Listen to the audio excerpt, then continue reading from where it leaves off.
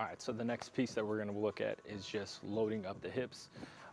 As simple as put, we want to be back into this back leg here, turning our hips away so that we have some sort of power going back through.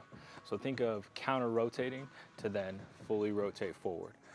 So a thing that I like to picture is if I had a laser pointing out of my belt buckle, it'd be going straight here. If my target's in that direction, I want to point this laser away from my target, turning it back this way to load up this back hip. I don't want to rock, because then if I rock forward, I'm a little bit off balance and I have to wait for my weight to shift back forward. So I really just want to turn my belt buckle back and away from my target. Turn and throw. It doesn't have to be as much. It's just a small turn to load up that hip and then work in the opposite direction. Another way of thinking is just putting your pocket, your back pocket, towards your target. So if I'm loading here, it's a small turn, turning down and into this hip before I release my hands. And that's how I like to teach loading up the back hip when you're ready to throw. All right, the next piece is breaking the hands. So after you've loaded up all the way in your back hip, it's time to break your hands across. So picture me in a pull up to my chest. When I'm pulling my hand back, retracting my arm here, I want to prevent the ball from getting wet. So if I'm here in a stance and I loop down and back, essentially I'd be getting the ball wet. And this is just a term for saying I'm looping my hands. When I loop my hands here, it's going to create a very long cycle or arm path for me to deliver a throw. So I want to be as efficient as possible and break this hand straight back. You'll see from this angle here that I'm pulling straight back. Elbow should be in line with shoulder, in line with that front shoulder towards my target. So again, breaking the hands, load, break. At that point, I should be ready in a good position to start rotating and throwing. Again, catch, break the hands, keep the ball above water. All right, so now we're gonna talk about our step. Once we've broken our hands and we're loaded back into our hips, the next thing comes our step towards our target and our external rotation. So right now we're just gonna focus on our step.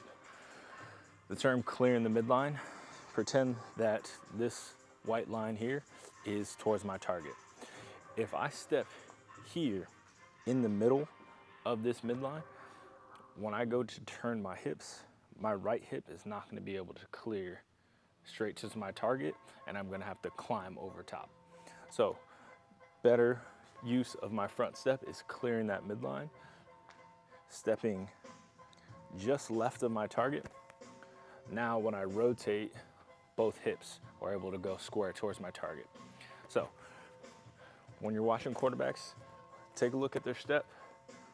Are they just left of their target, or are they stepping into their midline, causing themselves to climb over top and not be able to deliver that back hip?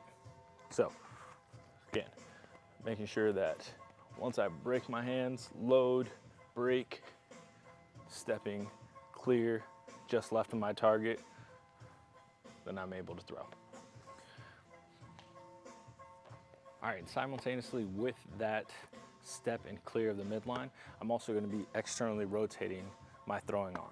So after I've broken my hands and the ball is back in a good position, once I get ready to turn and rotate, this arm is going to lay back or externally rotate and get into a good slot so I can come over the top and deliver a throw. A couple things to keep an eye on is that when they're externally rotating, we're not dipping this elbow down and we are pulling straight up here.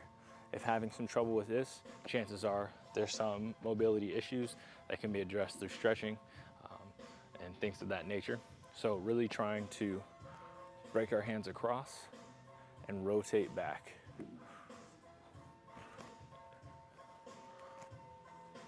Notice that my elbow is still in line with my shoulder and shoulder, getting ready to throw.